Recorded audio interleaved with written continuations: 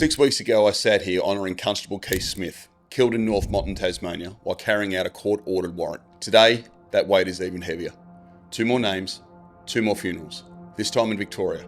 This time in the Alpine Quiet of Porepunkah, 320 kilometres northeast of Melbourne. On the morning of Tuesday, 26 August 2025, 10 Victorian police officers converged on a rural property. Their mission? To execute a search warrant targeting Desi Bird Freeman, subject to firearms prohibition order and under investigation for alleged historical sexual offences.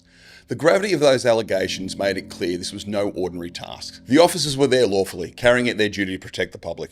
Leading the team was Detective Leading Senior Constable Neal Thompson, a 38-year veteran renowned for his calm demeanour and dedication. Thompson had dealt with Freeman before and built a working rapport with him. Alongside him was Senior Constable Vadim, just 35, a multilingual optimist with a globe-trotting spirit and a quirky hobby of collecting gin labels from his travels. They knocked, they began their search, and then, in an instant, everything changed. Freeman struck with deadly force, ambushing them near an abandoned bus on the property.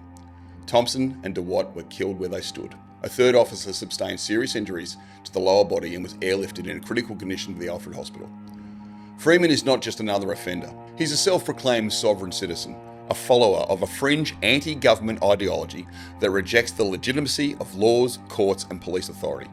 In 2019, during a magistrate's court appearance over traffic matters, he attempted to declare the magistrate and attending officers under arrest, relying on pseudo-legal arguments that courts across Australia consistently dismiss. He's repeatedly fought driving fines with incoherent legal findings, including a 2021 action in the Supreme Court.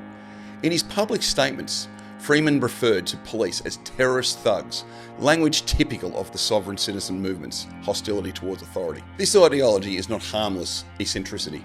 It's imported fringe belief system that turns legal systems into targets and casts police officers as the enemy. And, as Australia has now seen in Porepunkah, rhetoric like this can curdle into real-world violence. And we've seen this before. In Queensland's Wieambilla ambush in 2022, Constables Matthew Arnold and Rachel McCrow were murdered on a rural property by the Train family. Zealots, driven by anti-government rhetoric and religious extremism. Just weeks ago in Tasmania, Constable Keith Smith was fatally shot while serving a repossession order. Now in Victoria, it's happened again. And in all 3 cases, the setting was the same, an isolated rural property. The response to Porepunkah was immediate. The words no officer wants to hear come through the radio. Code 9. It means only one thing. Officers are in danger. When that code goes out, you drop whatever you're doing and you run to hell. Victoria Police unleashed their Special Operations Group, the elite unit for sieges and armed offenders, alongside the critical incident response teams, specialists in containment and tactical negotiation. From across the border, New South Wales tactical operation units deployed to assist. More than 300 personnel flooded the alpine bushland. Drones scanned overhead, helicopters cut through storm clouds, dogs tracked the earth. A no-fly zone was imposed, school zones closed, residents were told to lock their doors. All of it unfolding in freezing rain and rugged terrain. Terrain Freeman knows intimately, making him an even more dangerous adversary. For Victoria Police, it's an all too familiar grief. In 1988, Constable Stephen Tynan and Damien Eyre were executed during the Wall Street ambush by a well-known Melbourne crime family. In 1998, Sergeants Gary Silk and Senior Constable Rodney Miller were gunned down during a surveillance operation in Moorabbin. In 2005, Senior Constable Tony Clark was shot with his own revolver after a roadside struggle on the Warburton Highway. And in 2020, Victoria Police endured its deadliest day. 4 officers. My friend, Senior Constable Lynette Taylor, Senior Constable Kevin King, Constable Glenn Humphrey, and Constable Josh Presney, killed together on the Eastern Freeway when a drug-impaired truck driver ploughed into them. Now, in 2025, that mournful line extends again, with Detective Senior Constable Neal Thompson and Senior Constable Vadim. And when this tragedy was happened, the internet lit up with images of the thin blue line, a symbol of mourning, solidarity and respect. And yet, in recent years I've watched headline after headline trying to drag that symbol through the mud, linking it to the far right, even to racism. In March 2024, at a pro-Palestine protest in Port Botany, Sydney, several New South Wales police officers were photographed wearing the thin blue line badge. Almost instantly, commentators claimed the symbol was tied to right-wing extremism. Witnesses even alleged the officers that wore the symbol were the most aggressive.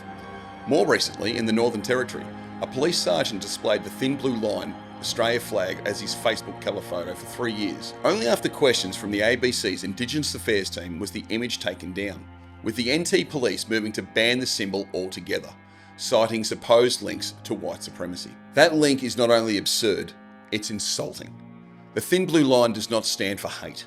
It stands for family, for brotherhood, for sisterhood. It represents the fragile stand our officers take every single day between order and chaos, between good and evil.